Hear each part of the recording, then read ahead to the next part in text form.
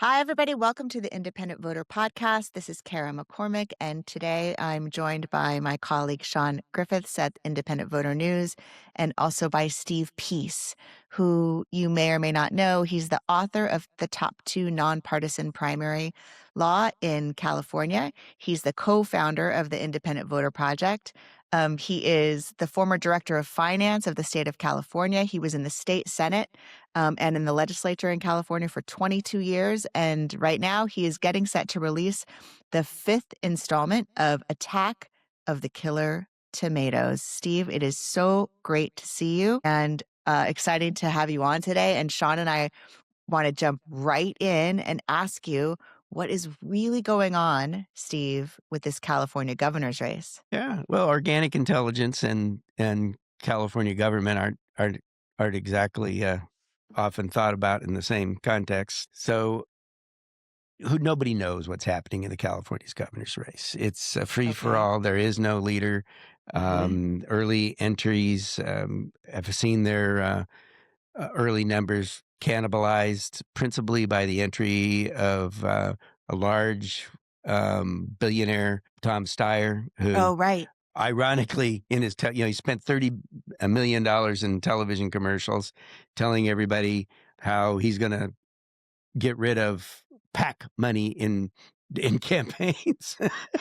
That's interesting. I mean, he's literally outspent the field telling people he's going to get all the money out of politics. And then he, interestingly enough, which is particularly fascinating for me, is he wrote, he ran commercials attacking utility rates and then suggesting he's going to bring back the Enron model in California to fix the problem, which ought to go over like a lead balloon. But, preliminarily, we had some polling if you go to IVN, you can see the polling. We asked a specific question when he was about 3 or 4 weeks into his TV ads, and he didn't pick up a lot of momentum. He got into low single digits, but the interesting thing was almost all his numbers appeared to come out of the hide of Katie Porter and Eric Swalwell, the two congressional members running. So like those three are sort of the more liberal part, or I think you know what? I think it has more to do with they live in the internet, social media meme space. And then you have Antonio Villaraigosa, who is the former mayor of Los Angeles and Speaker of the Assembly, who I served with in the legislature, who I think is probably the most underspoken about, if you want to say there's a dark horse amongst the Democrats. Could be him. Right. You have Mr. Bianco, who's a sheriff or ex-sheriff on the Republican side, the talk show host with the British accent. What's his name? His name's Steve Hilton. And Steve Hilton, thank you. He's in the Epstein files. Well, it's a mystery to me how the Republicans, at one point, there was a possibility of a former state senator who was a former Democrat, who is Latina, who is bilingual, and does not speak with a British accent to be the candidate. And they thought it was smarter to run the guy who, sounds like he's a member of British royalty. And I don't get it. I mean, do we know that he's not a member of British royalty? Could be. So, but at any rate, the bottom line is those two, Hilton and Bianca, are running pretty much in a tie at the lead. At the lead, right? At the lead, right? Causing a lot of. They're right. They're running 1 and 2. And that's because there's still more Democrat candidates. Betty Yee, who's the state controller, very experienced, knows government inside and out, but also comes from that same Bay Area that the one Congress member Swalwell comes from. The most recent entry, the mayor of San Jose, Mr. Mahan, who would appear to be the more of the moderate business end. He got very involved in the Prop 36 campaign 2 years ago. Right. Right. And so he's like a tough on crime Democrat, like not sort of a far left Democrat. Is that his positioning? Yeah. I mean, look, it's Silicon Valley. Right. And he was a Silicon Valley entrepreneur himself. So when you look at it from the context of California, Silicon Valley, Northern California, Bay Area politics, he would be the moderate conservative. If you looked at it from the perspective of America, which begins about, let's say, 45, 50 miles inland from the California coast, Yeah, I was gonna say, he, like, what yeah, what town are we yeah, talking here? But yeah, yeah. once you take it Yeah, from the you gotta coast know the out. local freeways to sort of the thing. But that Yeah. yeah, he he's a genuine Democrat, liberal guy, but probably more traditional liberal, probably in what folks in my era would consider. So He kinda seems a little bit Newsom-esque to me, like, just, he seems like he he has could the be a Northern logical. California, Silicon Valley look. Yeah, yeah. They But too much. also he has, like, this new thing going on, which I think that the same thing with Daniel Lurie, these mayors in Northern California who are getting Right, shit done. correct. Like, it's very cool to watch that model kind of, Yeah, there's be. clearly just the beginnings of a recognition, at least in some of even here in California, that what I call the no drama lane.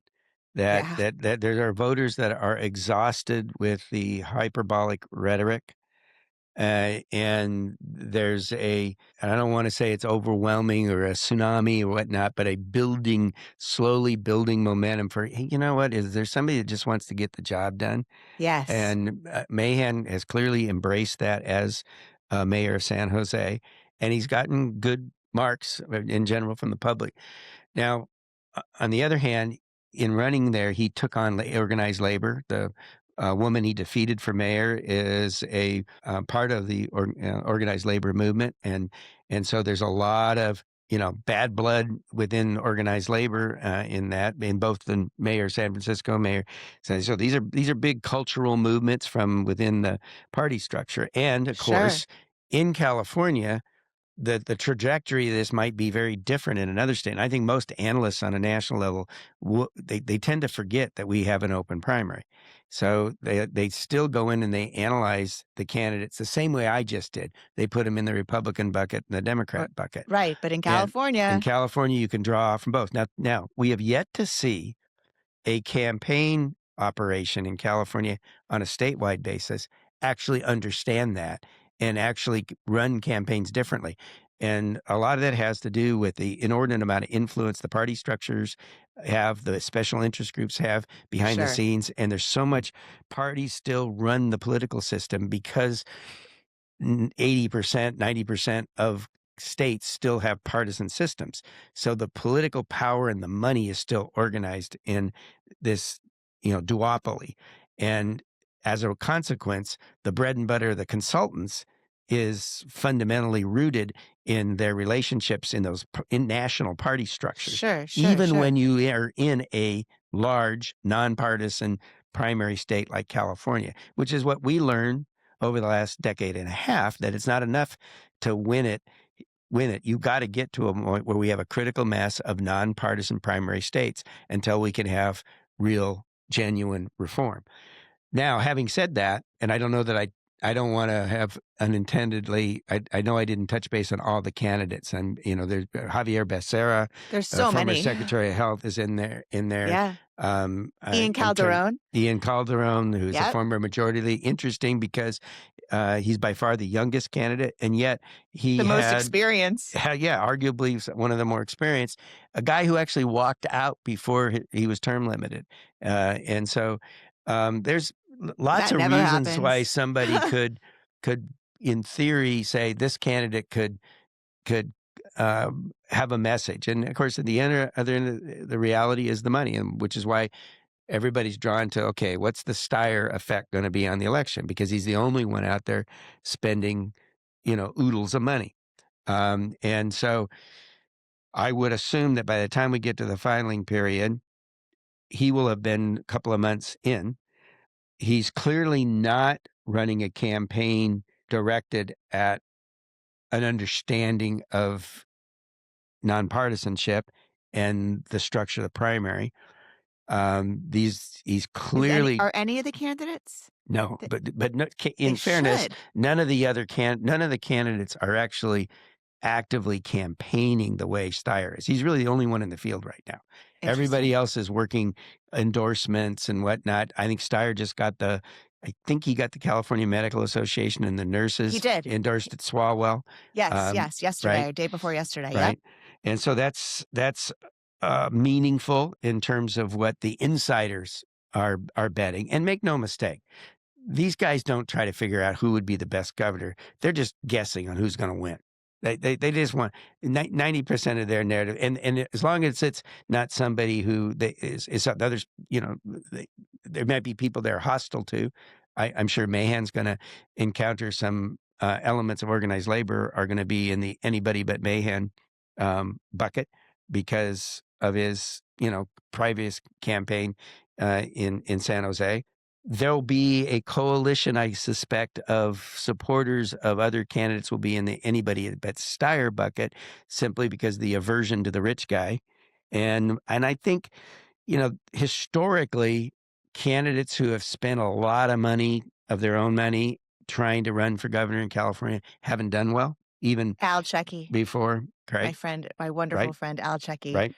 On both sides. I mean, you'll remember who was it on the Republican side Meg back Whitman.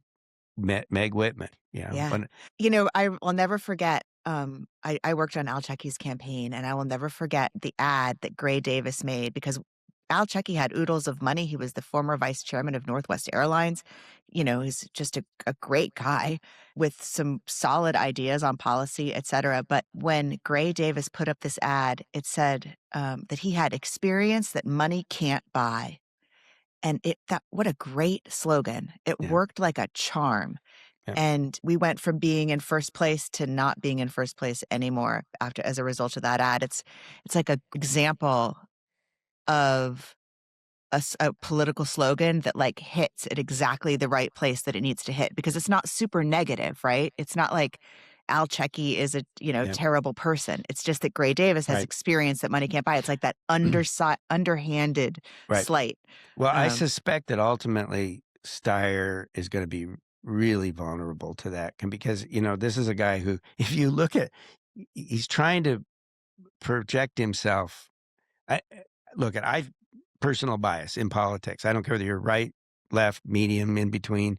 The worst thing you can do is with your own money or somebody else's money, try and project yourself to be somebody you're not. And here's a guy who trying to make it look like he's an outsider. He's going to go clean something up. If you look at the signing ceremony for the bill, the governor's signing it. There's all the the elected officials standing behind him on the re-up of the cap and trade legislation. Hmm.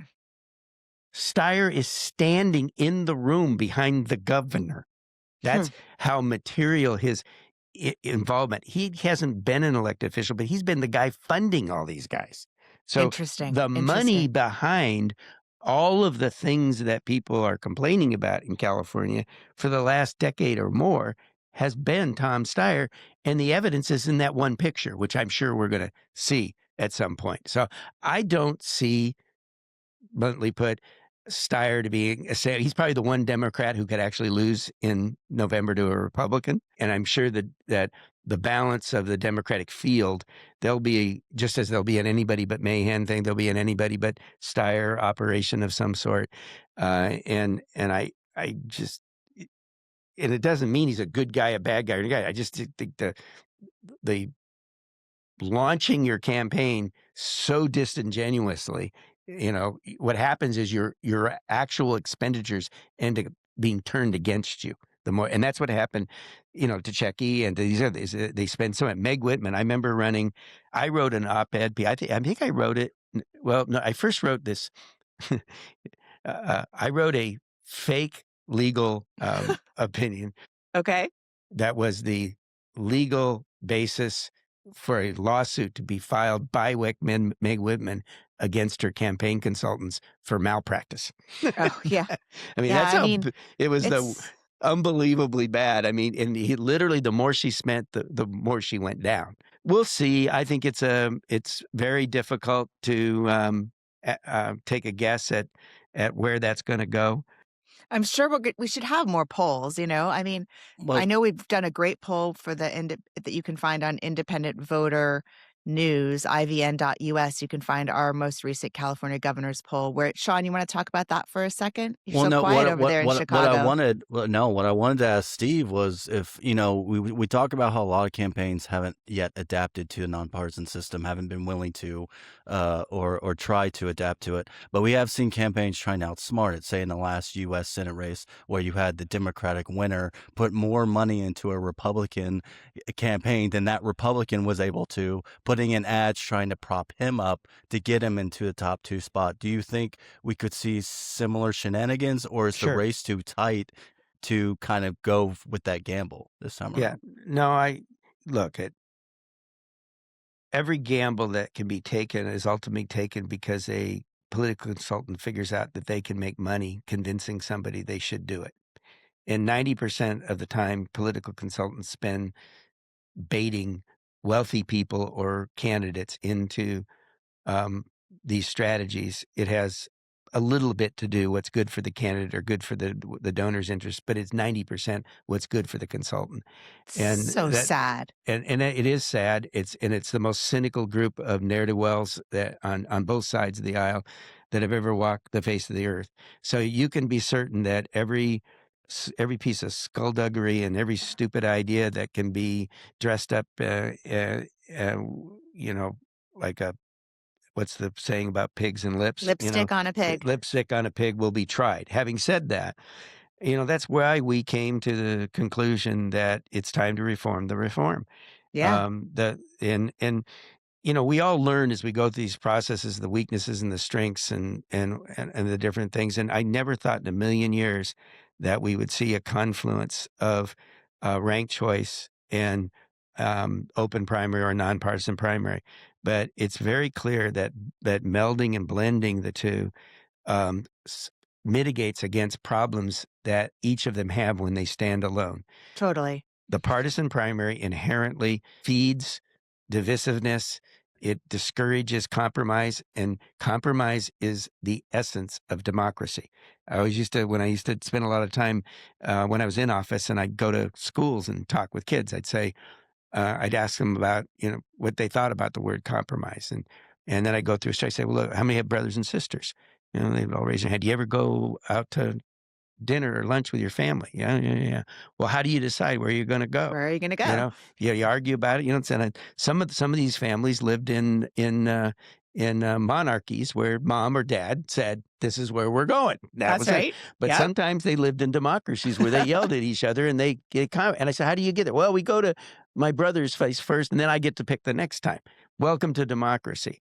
Yeah, And by and definition, compromise and nobody consensus. gets everything they want. And once you get to a place where people start insisting they got to have everything they think is right, everything they think is right, the whole system starts to fall Yeah. apart. Well, you're talking about the influence of the internet and kind of how, the social media dialogue shapes politics now. And the thing about the example that you're using, after you get into that argument with your brothers and sisters, you got to go and live with them. You got to keep living with Correct. them. You have to make up in some Exactly. way. Whereas on social media, you see people argue.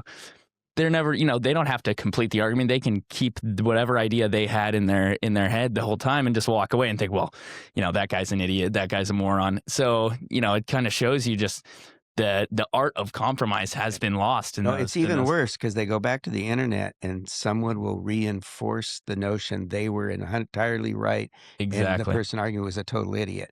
And so interestingly enough, learning from folks in the ranked choice space and having experienced some of the problems with ranked choice, to your point, manipulation by consultants being one of the principal ones. And when you have the ability to, in a ranked choice system, to have an unlimited number of candidates, that gives political consultants an unlimited number of scurrilous options to have multiple candidates that behind the scenes they're supporting to either hurt or help another candidate, all kinds of bad stuff that happens. We see it in San Francisco, we see it in Oakland, and people complaining about it on the side. You see New York, where I think That you guys definitely never discussed the other happens in day. Maine, Steve, I Yeah. gotta say, like, Yep. that never happens in Right. Maine. So Um, when you layer it with a instead, you have the ability to Open up the use traditional primary. voting in the primary, Yep. narrow it down to 4 or 5. Yep. Now you're dealing with a manageable groups of people that the public, the voter. And there's a reason why Totally. we call it the Independent Voter Project. We're not about independent candidates. We're about voters. And the basic fundamental view that every single person in America has the right to vote and to have a meaningful right to vote. And Exactly. when you condition the participation of voting on joining a party or something else, you're diminishing that individual's right to vote. So this is a way to have the person be able to make a rational decision with a limited number of people that they can reasonably rank, that you can hold a number in your head and say, yeah, I think this 1, 2, 3 or 1, 2, 3, 4, 5. And interestingly enough, I was shocked to learn as we went in and began to work throughout the country with different groups and talk about the different ideas, there's actually hard science that on how our brains function. And when you get past 5, we literally use a different part of our brain to rank things, To deal. which, Interesting. so it's Well, pure science. I think it's safe to say that, Top 2 in California really set the stage for what's possible in reform. And now you're seeing all these years later that those ideas be built on and expanded. Top 4 in Alaska is showing us what that type of model can do when you have both a nonpartisan primary system mixed with ranked choice voting that then limits and narrows the field, not as much as to 2, but to 4.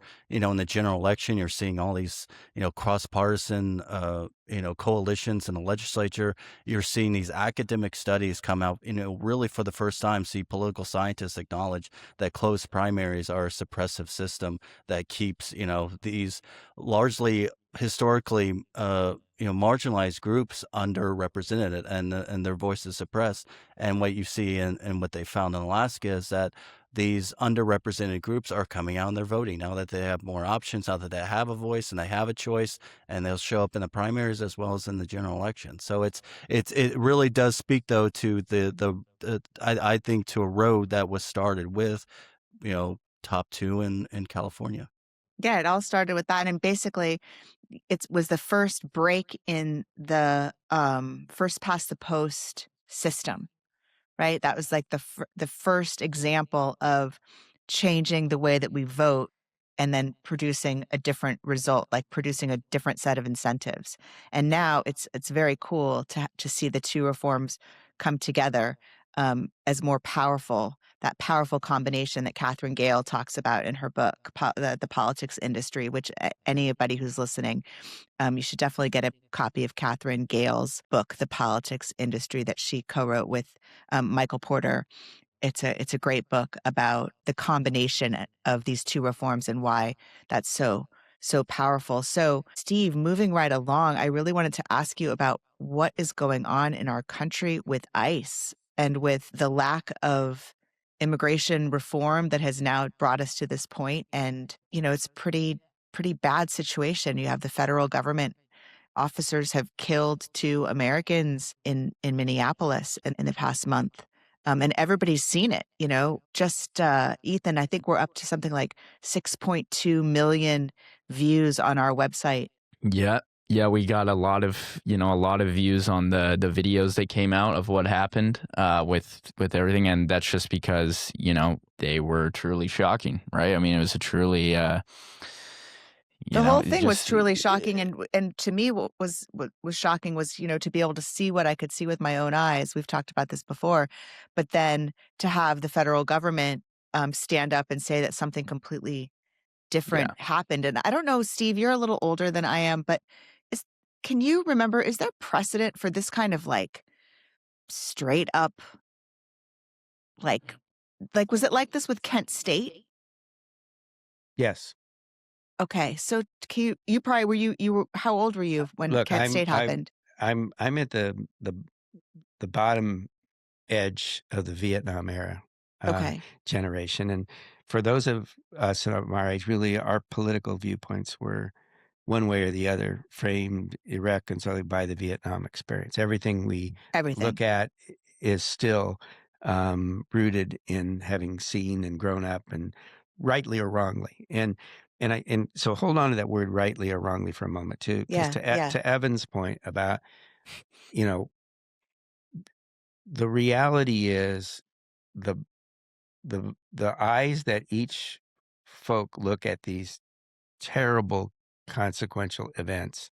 What's different is where people start in their analysis of why we got to that circumstance. You could reach back to why are people in the street to begin with. You can go back to why are the public policies what they are today. You can go back to what was the prior administration's policy. So if someone starts with the argument that we have a bunch of people that were let in and shouldn't have been here in the first place, and they start there, and then you look at the dominoes that fall, they'll come to different conclusions based upon what their own biases are and their own viewpoints.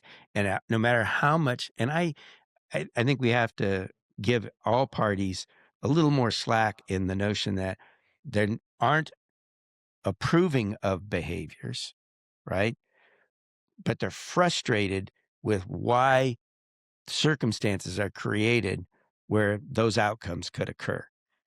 Now, I personally, again, because of my thing, I have a problem with, and I'm conflicted on this because I totally understand why. And I, on a personal level, worry about the ICE officers that I understand why they want masks, but I just have a problem with the idea of anybody in law enforcement wearing a mask. Okay. So I start out with a bias when I look and I say, oh, those are officials of the government wearing masks. There's something fundamentally wrong with that. Now that means I'm going to be in a biased position, and I got to be careful about myself. Now I also sit there and I look at who the heck goes to a protest and wears a gun, for crying out loud? Who puts themselves and the people around them in that position? It's not okay, right? And then you learn more about the background, why people are there. And I know, a lot of stuff. So I get everybody's argument, but let me just step back. And what's frustrating, I think most people outside of politics, their viewpoint on this whole immigration issue is far closer than what the people in the political space think. I hope you're right. I think people, conservative, liberal, whatever, want to get the criminals out. And I think they think we can chew gum and walk at the same time. We should be able to. We should be able to get the criminals out, and we should be able to also, at the same time, begin rational amnesty programs that look at the reality that there are people in the community who have demonstrated not only no criminal inclination, but just the opposite over a period of time. Exactly. And are some of our things. But why aren't we there? You can also see in Trump's behavior that he has personal differences of opinion with how his own administration has exercised. Yeah. And you see him trying to measure how much slack his base is going to allow him. He's chomping at the bit to pivot on this stuff. And somebody's holding him back. I don't know those players and anything. But he's got to know that all of this bad behavior has stepped on his own message. He's out here, trying to do things that he thinks are important, and we can debate later whether they're right or wrong or should be important, but it's clearly not what he wants people to be talking about, right? So, and even if you don't give him any benefit of public interest thinking, self-interest would not, I was going to say, right? It's his reputation, right? It's his would not want him to be in this space, okay? So the one thing that's different about the politics of today and the politics that era I lived in, the pace of things is so much faster. So everything we're talking about today could be irrelevant in a week. And you don't know where things are going to move on Iran. You don't know where things are going to move on Ukraine. You don't know where things are going to move on Venezuela. You don't know where things are going to move on the recent appointment to the Federal Reserve. And Greenland, all of this has impact. Yeah, exactly. Well, tariffs. There used to be a time in the media where a news story, any given news story, had a shelf life of 72 hours. Yep. Now it has a shelf life of 12 hours. Maybe. We used to always talk about that, depending on what we would, find in our work.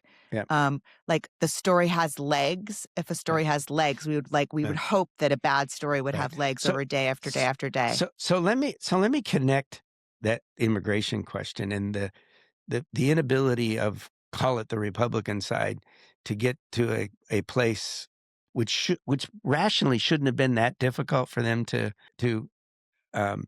get to. No, they were But winning. They were winning on this issue. Well, it's hard for me to believe they thought that so-called winning was sustainable. This was foreseeable, in my opinion. Yeah. When you were approaching it this way, it was entirely foreseeable, and you should have been able to foresee it wouldn't be in your political interest for it to happen, regardless of what you thought was it. But this Good is the point, this is Steve. the That's a good tension point. that occurs as a result of partisan primary systems. This is systemically generated. The people on both sides who, on one side, like, for example, does anybody believe abolish ICE is the rational? You might, maybe rename ICE.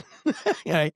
But are you going to not enforce immigration at all? Is that really rational? And haven't the Democrats gone down that path? So let me jump to an issue that may seem totally unconnected, but it's totally connected. Voter ID.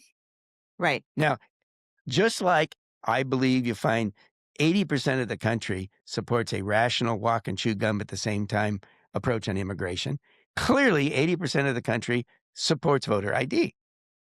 But in the political space, you put any politically active people and decide they'll kill each other over it, right?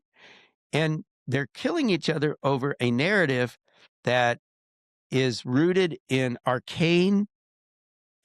arcane world of many decades ago, in which identification was fundamentally different, and our intersection with ID was fundamentally different than it is today. Explain that. Like, just try to explain that to me. Yeah. Like, because now it's just ubiquitous. ID, like the everyone notion of has IDs, even in the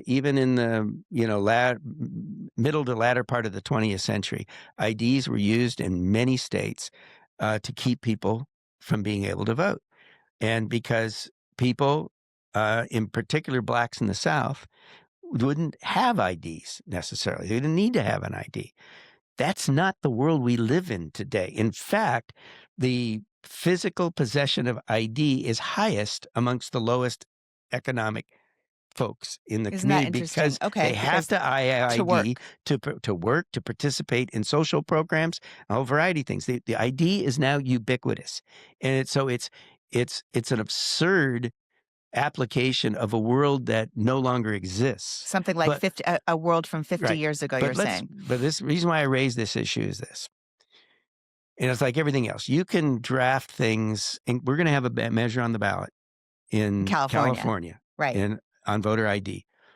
And if it weren't for the cultural bias I just articulated, this initiative, interestingly enough, was drafted so carefully that I would say this is the voter ID measure that the ACLU would write. That's how carefully it was written. Now, and it was written by right-wing Republican folk, right, who believe that there is illegal activity, non-eligible voters participating. And if you read the media, everybody will say there's no proof of that, whatnot. The counter argument would be, well, yeah, because you can't prove it because there's no real chain of custody and because you don't have things like ID, blah, blah, blah, blah. So look, as a Democrat, I kind of shake my head and look at it from the perspective of, this is exhausting. Let's, just call the bluff. If it's true, we have no breed. If it's true that there's not a bunch of people voting that shouldn't be voting, and presumptively it is true, then what are you worried about, right? Just like Republicans should have been able to foresee the consequence of an overreach in terms of basic civil liberty and basic law enforcement rules. Need to have a warrant. And putting Border Patrol officers up into Minnesota as opposed to ICE officers. It's interesting that you'll note that most of these overreaches are not actually ICE. They're Border Patrol folks who are trained differently, and they're not accustomed to being in this environment. And look, the argument that the president's now making and Republicans are making, and Democrats may rue the day that they held up the DHS funding, because now you're going to have a spotlight on sanctuary state and sanctuary city policies. Okay. Now in California, our state law, I think, is pretty rational, pretty reasonable. It makes a distinction between court judicial warrants versus administrative warrants. There's two kinds of warrants that can be issued in order to have the right to go and arrest somebody who's here What about to illegally. get inside their home or something? Well, that's what I'm going to get to. So an Okay. administrative warrant, it doesn't go before a judge, okay? In California, we require a court warrant in order to get a person. Let's start, before we get to people's homes, let's talk about jails, okay? Okay. The fundamental difference of opinion in the fight Homan is having is say, look, when you have these sanctuary city laws that don't hand criminals over to us when they've completed their term, and we go and we pick them up in the jail. That's where most of the time it used to be. These guys would be picked up in the jail. They'd never be released. They serve their time. They're handed over to ICE. They're deported. In California, we had a law that was called sanctuary state law, but it very carefully allowed where there was a judicial warrant, and it still allows, where there's a judicial warrant for ICE to keep that person in the jail. What it didn't allow is an administrative warrant. And the administrative warrant isn't looked at by a third party. It's processed inside those ICE offices. And that's the law in California. But we have cities and counties who've gone beyond that and said, we're not going to allow you to come in even if you have a judicial warrant. Now, the most recent articulation and discussion has been this new policy adopted by ICE or Homeland Security where they're using this notion, and no one has done this before. This is testing new law, and I think the court will never allow this. The notion that you can enter a private home with an administrative warrant. Right. I would bet my bottom dollar that the Supreme Court, and ironically, particularly this Supreme Court, this conservative Supreme Court is less likely to approve of that than a liberal court would. Okay, yeah. So that issue is going to resolve itself, and it's still another example of stupid overreach. It doesn't even fit their and I don't know why these guys are pushing so hard in this. And they were, as you point out, they were winning the narrative early. Right. This is how he got elected, Correct. a second time. But now the Democrats are in their weird compulsion to overreact rather than nobody seems to want to embrace the land of rationality. It's like they're allergic to it. Oh, they made a mistake. Let's go out and make a bigger mistake, right? So that we can keep battling like a ping pong match because I'm stupider than you are. You're exactly right. It's like they're throwing up the lob to the next guy. Because when you say abolish ICE, now you have people on the other side. When you go in and you ask everyday people, that they may say, I support sanctuary city.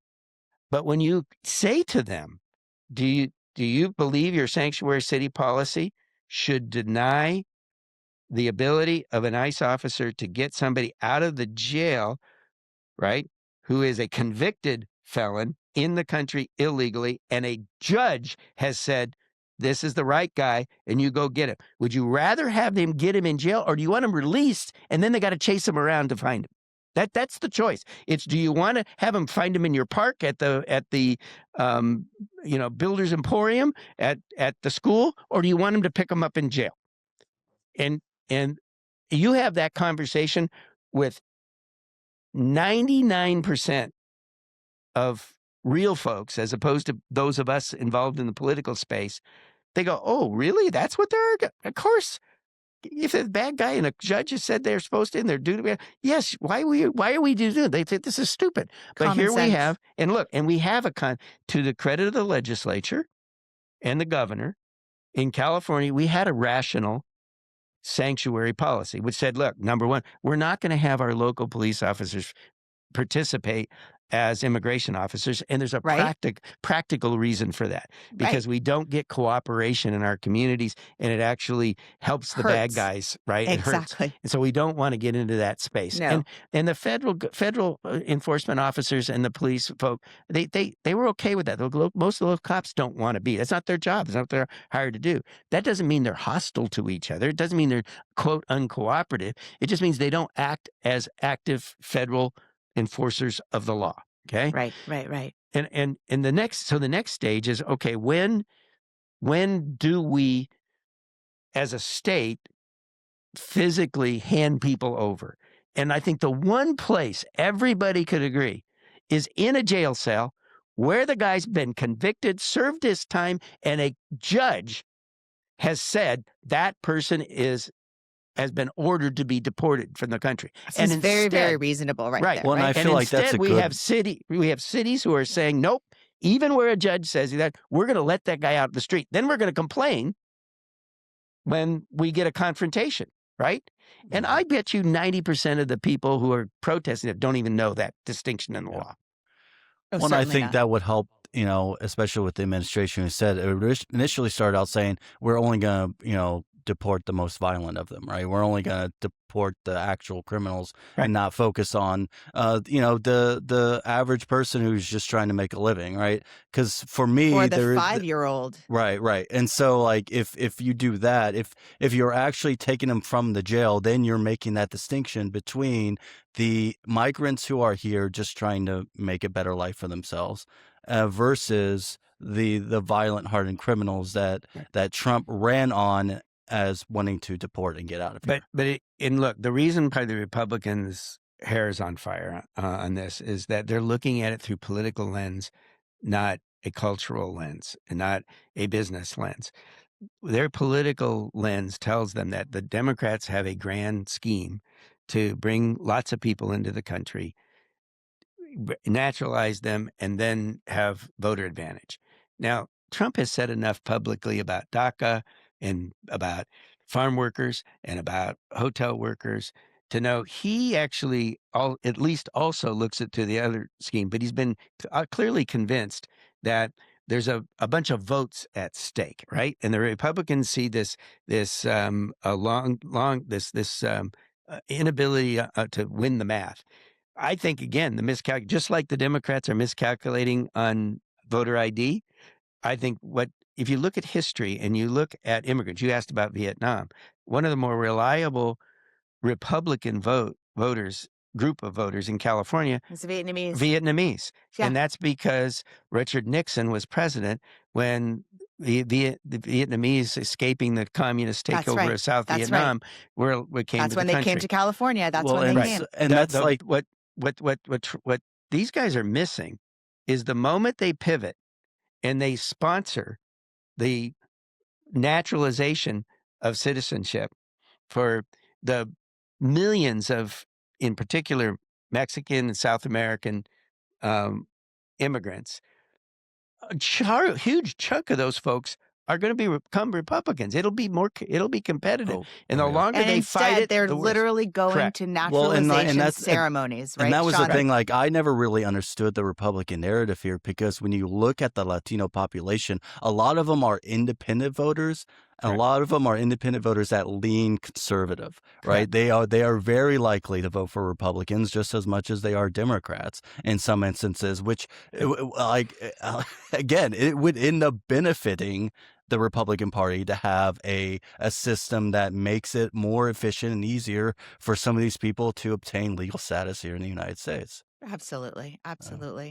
Okay, so I wanted to talk about one more thing before we go, Steve, which is the ballots that got seized in Fulton County, Georgia this week. There's 700,000 ballots. The FBI went in. Tulsi Gabbard, the director of national intelligence, was there.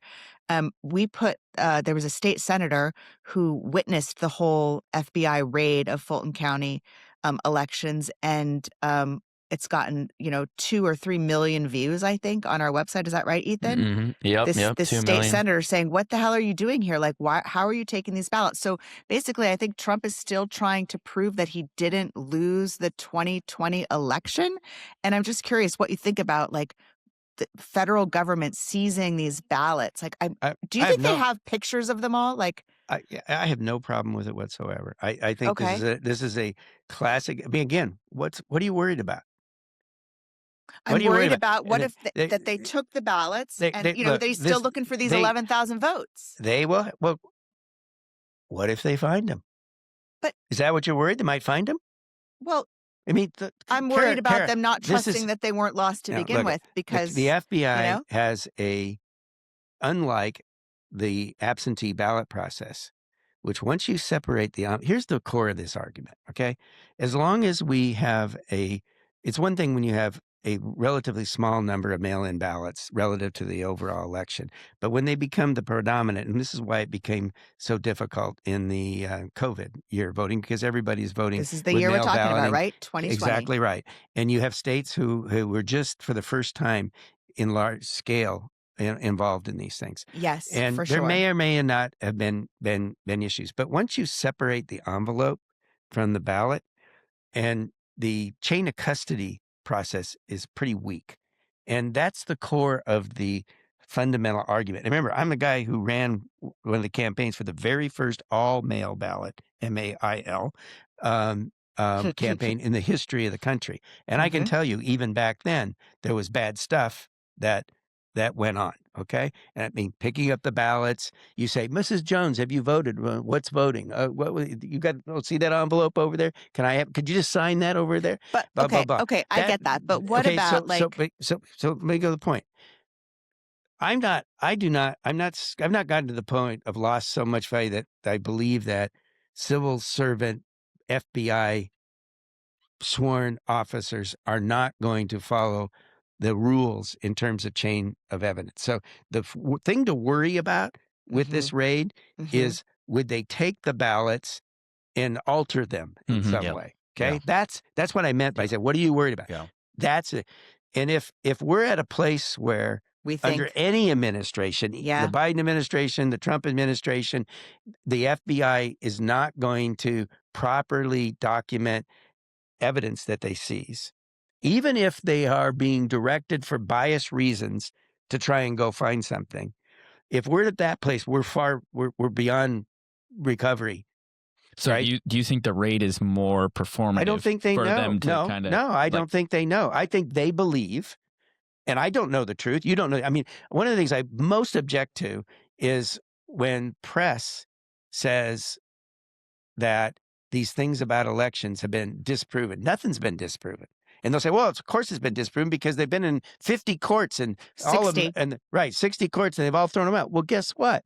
The reason they're thrown out is either because the court has ruled that they didn't have standing, which has nothing to do with the merits of the case. Correct. Or there's the nature of how the elections were run could not produce the evidence we said. They've never been allowed to get beyond that. And so oh, really? I don't know. I didn't know I have that. no See? reason. I have no reason to know or believe, and I certainly hope that it would find that there is nothing there.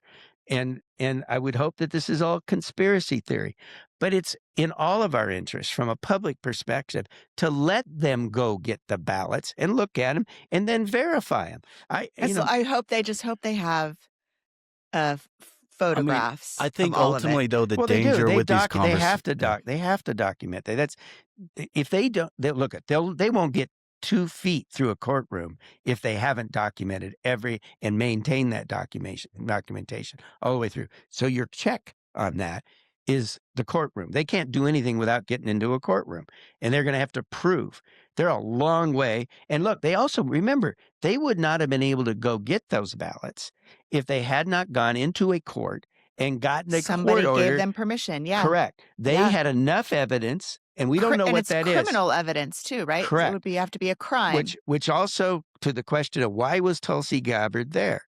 The speculation is that there is something connected to the narrative presented to the court about foreign involvement. It would have to be, right? Because she doesn't really have jurisdiction over. Correct.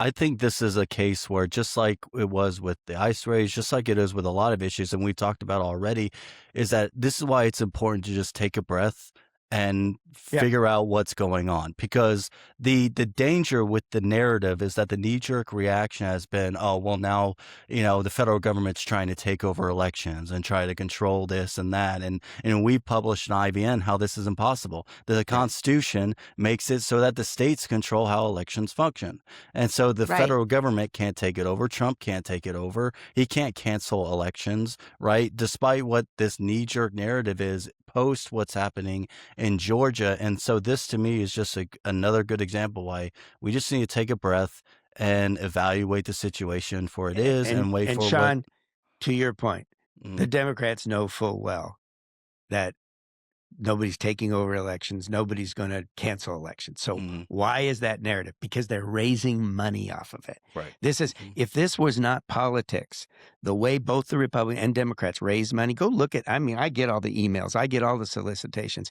If you were in the private sector and you are running a business or a nonprofit organizations and you were engaging in the kind of behavior that the political parties and the political consultants and the politicians themselves routinely engage in for the purposes of raising money, you'd be in jail, literally, because you're lying to people in order to take their money. And most of the money they're taking is from small donors and people who can't afford to have the money stolen from them. And that's exactly what they're doing.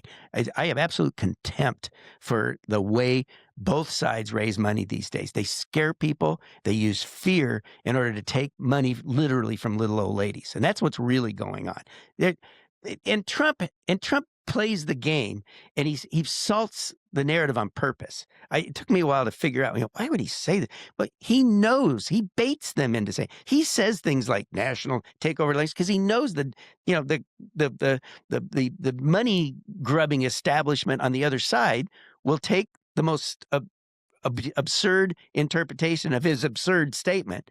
And I think he consciously makes absurd statements just to bait them into going over here.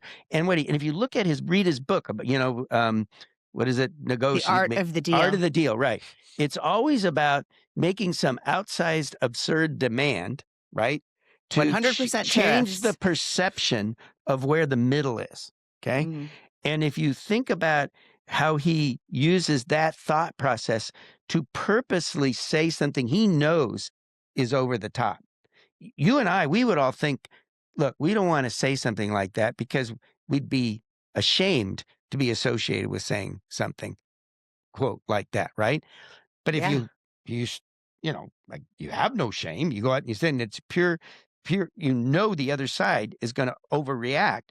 It gives you more room to not have to, when you ultimately get to compromise, to not have to give as much. That's the same reason why I think Trump right now is probably very unhappy with his people who have been orchestrating the ICE strategy. He's got to know they've overreached and they've damaged his ability, right, to seek a middle ground ultimately on these things that is most, akin to or where he wants to land. And on the other hand, who knows? Maybe privately he has even more disagreement with these people than we might think. Maybe he's happy. He'll run over there and talk to Schumer and cut a deal that looks more like what Democrats want done on immigration. Maybe it gives him enough cover now to go and say, you know what, we need an amnesty program. Yeah, we'll see. We'll watch it all play out, and it keeps coming at us faster and faster. Before we go back to Sean's point, though, I want to go back. Sean, the most important thing said today take a breath. Take a breath. Exactly. Take a breath. So when you see on these, let this whole election. Trump is obsessed with, on a personal level, the 2020 election. Okay, he can't believe that he actually lost. Correct. So, but let's let it go. Let him. The system will call the bluff one way or the other. Maybe we'll ultimately learn that we're either going to learn that obsession is exactly what it was, and the evidence now will be pointing, and this will take years. It's not going to take months. Right. And but we may also find that there's something other thing, and two things can be true at once.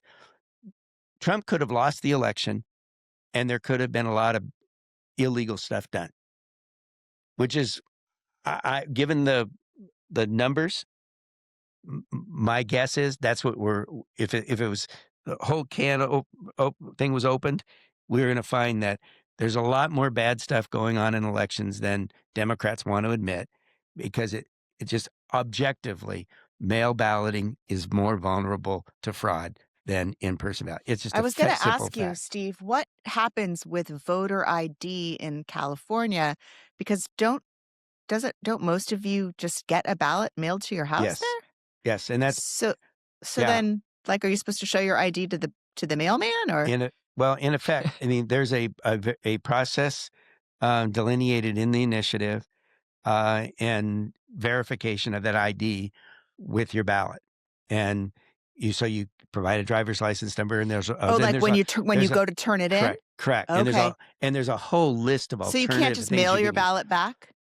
You do, but you provide the information Like of he's saying, your No. identification No. coterminously, and there's a Okay. very, very large number of things that constitute ID. You don't have to have a driver's license, a utility. But So I you mean, would there's like write your driver's license number on the correct on the and ballot it's itself. not a citizenship verification. It's not a thing. All it is ascertaining.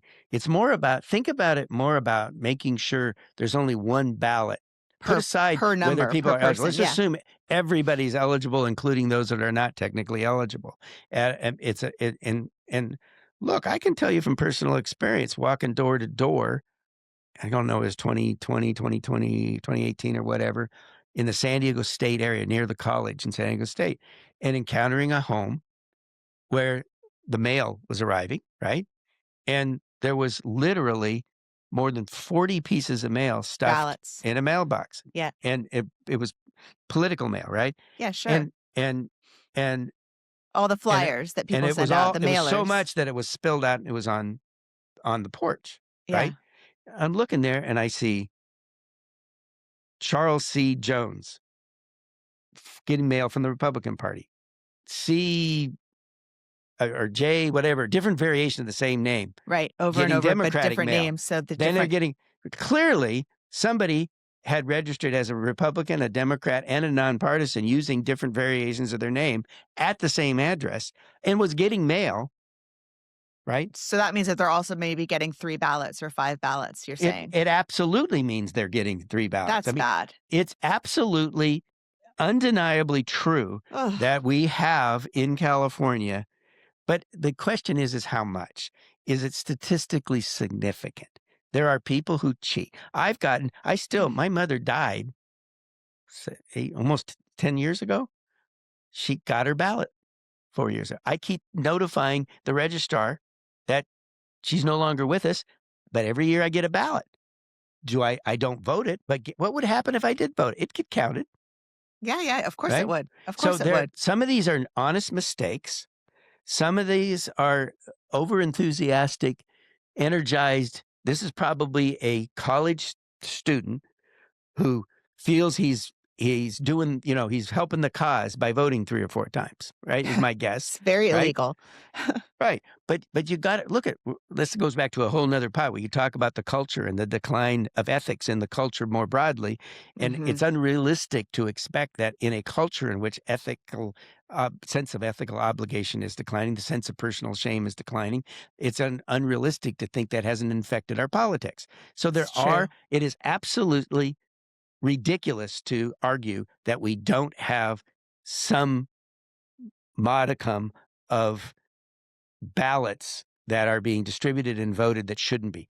Now, is it statistically significant? I have no idea, and I hope it's not. And the only way we'll ever know is to have voter ID. Call their bluff. I mean, it kind of goes into that. Again, the way that the system defines the narratives is either you have to wholly accept Trump's claim of widespread fraud, or you have to pretend like this stuff never happens and that nobody would ever do anything nefarious, even though we know with things like ballot harvesting in California, that does raise the potential for fraud. It does. And then there's a case out in North Carolina where a election had to be done over again because of ballot tampering. So we know what happens. It's just, is it happening to the degree that it's being claimed, or Karen and I both go far enough back in California politics, and just like politics everywhere, as much of California historically had such a relatively clean reputation in terms of politics.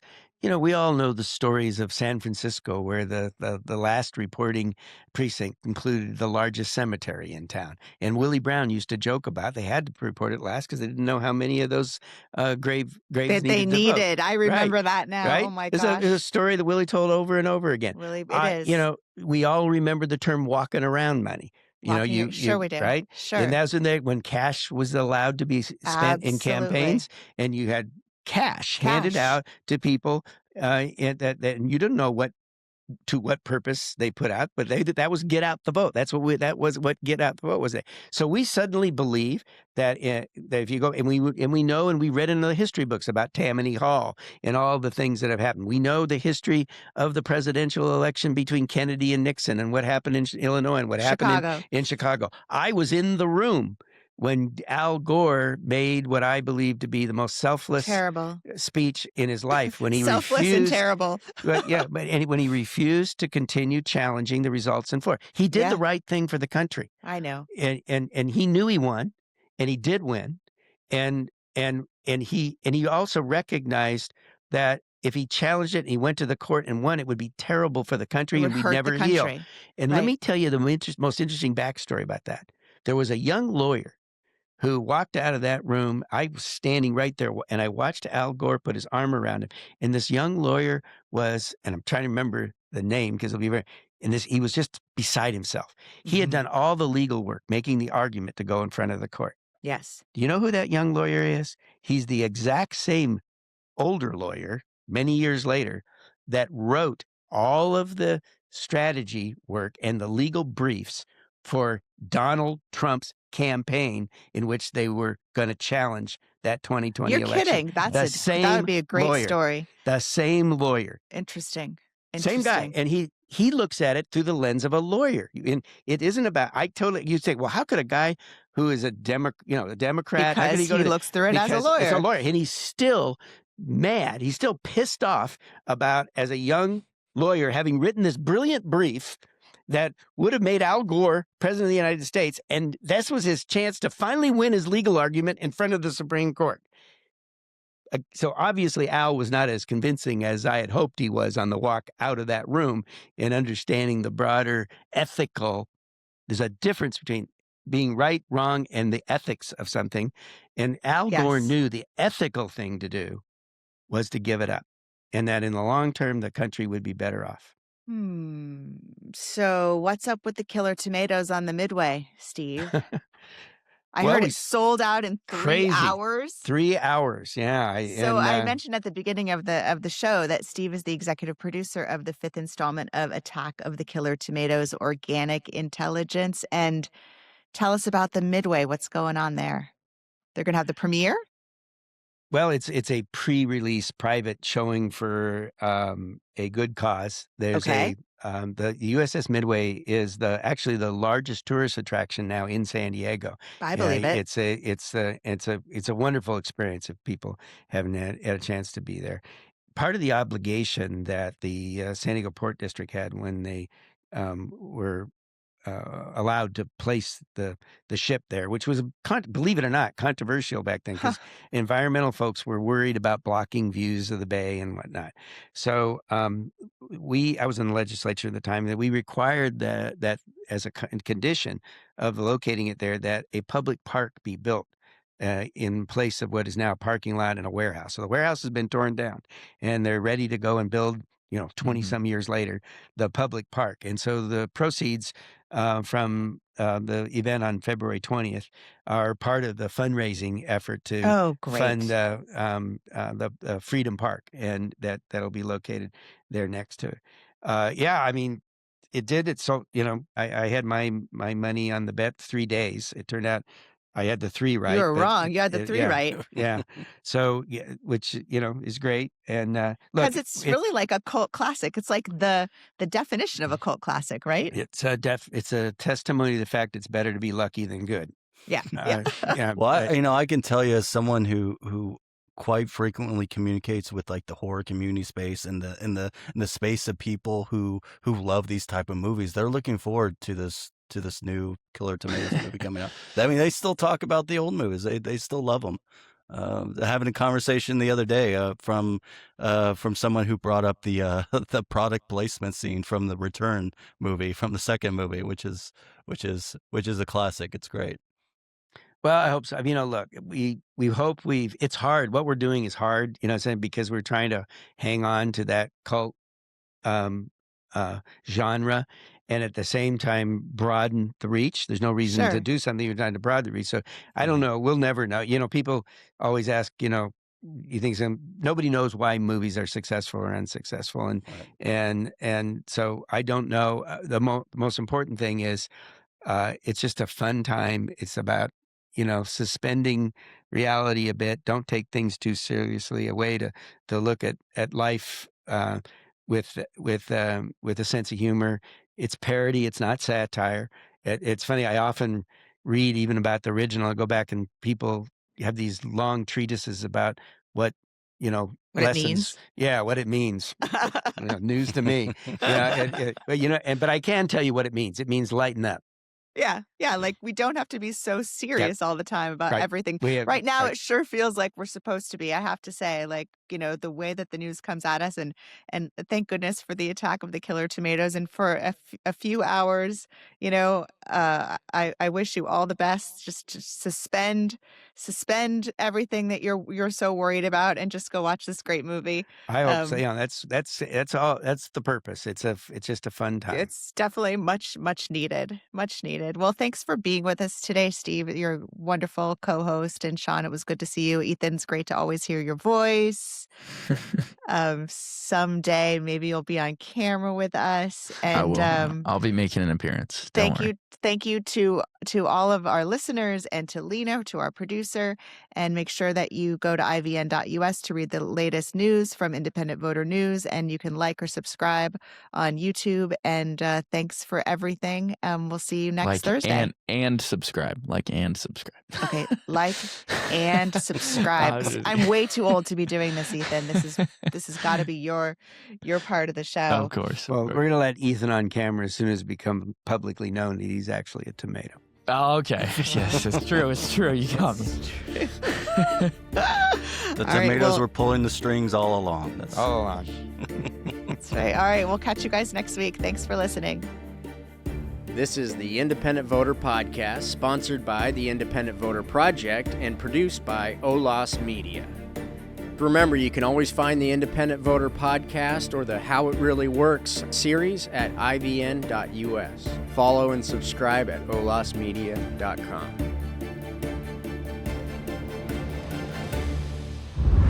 OLAS Media.